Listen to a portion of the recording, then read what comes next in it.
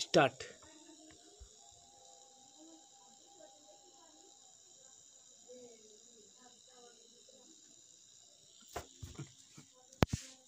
Typing starts.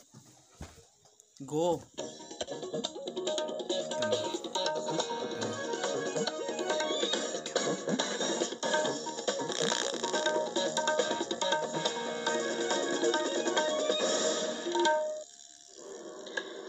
नमस्कार, ये आकाशवाणी पटना है। अब आप खालिद रशीद से प्रादेशिक समाचार सुनिए। पहले मुख्य समाचार। प्रधानमंत्री नरेंद्र मोदी कल वीडियो कॉन्फ्रेंस के जरिए बिहार में 14,000 करोड़ रुपए से अधिक की लागत वाली 9 राजमार्ग परियोजनाओं की रखेंगे आधारशिला। Shri Modi optical fibre internet सेवाओं का भी करेंगे उद्घाटन। इससे बिहार के सभी गांवों में इंटरनेट की सुविधा उपलब्ध होगी। विपक्ष के हंगामे के बीच संसद ने कृषि सुधार विधेयक पारित किया। प्रधानमंत्री ने कहा, यह भारतीय कृषि के इतिहास में क्रांतिकारी क्षण।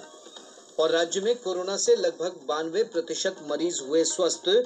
रिकॉर्ड 1,76,000 से अधिक कोरोना नमूनों की हुई जांच। बिहार एक दिन में सबसे अधिक जांच करने वाला देश का पहला राज्य बना। अब समाचार विस्तार से। प्रधानमंत्री नरेंद्र मोदी कल वीडियो कॉन्फ्रेंस के जरिए बिहार में 14,258 करोड़ रुपए की लागत वाली 9 राजमार्ग परियोजनाओं की आधारशिला रखेंगे।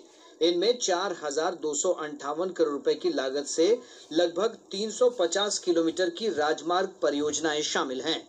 प्रमुख सड़क परियोजनाओं में 6 लेन का 39 किलोमीटर लंबा पटना रिंग रोड, 4 लेन का राष्ट्रीय राजमार्ग 30 का आरा मोहनिया खंड, राष्ट्रीय राजमार्ग 31 का बख्तियारपुर रजौली खंड और 4 लेन का राष्ट्रीय राजमार्ग 131 का नारायणपुर पूर्णिया खंड शामिल है।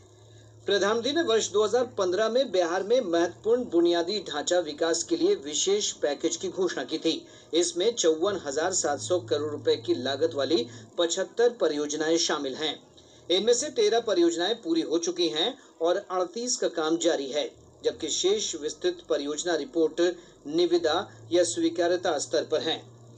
इसके साथ ही प्रधानमंत्री 4 लेन के 3 बड़े पुलों का भी उद्घाटन करेंगे। इनमें पटना में महात्मा गांधी सेतु के समानांतर बनाया गया पुल, कोसी नदी पर निर्मित पुल और भागलपुर में विक्रमशिला सेतु के समानांतर बनाया गया पुल शामिल है। इन परियोजनाओं के पूरा होने से बिहार में 21वीं शताब्दी के विनिर्देशों के अनुरूप पुल होंगे और सभी राष्ट्रीय राजमार्ग चौड़े तथा मजबूत हो जाएंगे। प्रधानमंत्री के इस पैकेज के तहत गंगा नदी पर बने पुलों की कुल संख्या 17 हो जाएगी। इस प्रकार राज्य की नदियों पर औसतन हर 25 किलोमीटर की दूरी पर एक पुल होगा। वहीं प्रधानमंत्री ऑप्टिकल फाइबर इंटरनेट सेवाओं का भी उद्घाटन करेंगे। इसके तहत राज्य के सभी 45,945 गांवों में ऑप्टिकल फाइबर इंटरनेट सेवा उपलब्ध हो जाएगी। ये परियोजना दूरसंचार विभाग, इलेक्ट्रॉनिक्स तथा सूचना प्रौद्योगिकी मंत्रालय और सामान्य सेवा केंद्रों के संयुक्त प्रयासों से कार्यान्वित होगी। इस परियोजना के तहत सरकारी स्कूलों, आंगनबाड़ी केंद्र, आशा कार्यकर्ताओं, जीविका दीदी और सरकारी संस्थाओं को एक वाईफाई और 5 कनेक्शन निःशुल्क मिल सकेंगे। इस परियोजना से बिहार के लोगों को ई शिक्षा, ई कृषि, टेलीमेडिसिन, टेली लॉ और सामाजिक सुरक्षा संबंधी अन्य डिजिटल सेवाएं केवल एक बटन क्लिक कर उपलब्ध हो सकेंगी।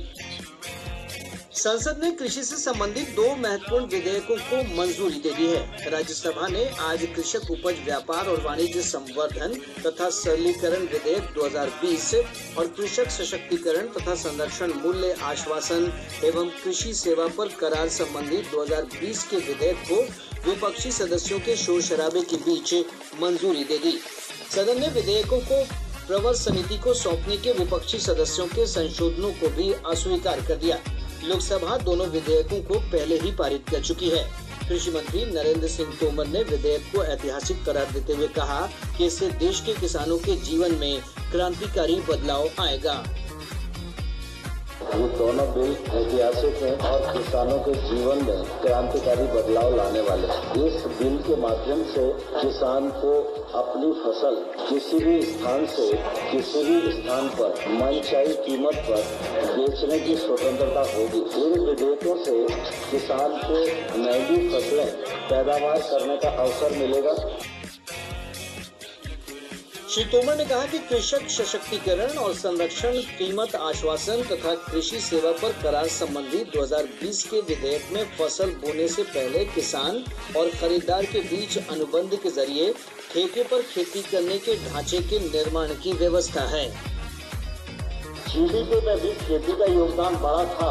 बाद में बहुत सारे क्षेत्र खुल गए तो आज खेती का योगदान कम दिखाई देता है। लेकिन प्रतिकूल परिस्थितियों में भी और कोविड के संकट में भी देखेंगे कि दुनिया के सारे काम प्रभावित हुए, लेकिन किसान ने खेती को जीवंत रखा, बम्पर पैदावार की, ग्रीष्म ऋतु की बुआई बढ़कर की, खरीफ की बुआई की और खेती का काम, खेती का जीडीपी प्रभावित नहीं हुआ।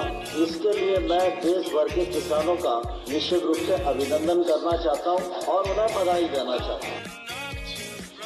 केंद्रीय कृषि मंत्री ने कहा कि अब तक किसान कृषि उपज विपणन समितियों के अलावा किसी अन्य खरीदार को अपनी उपज नहीं बेच पाते थे।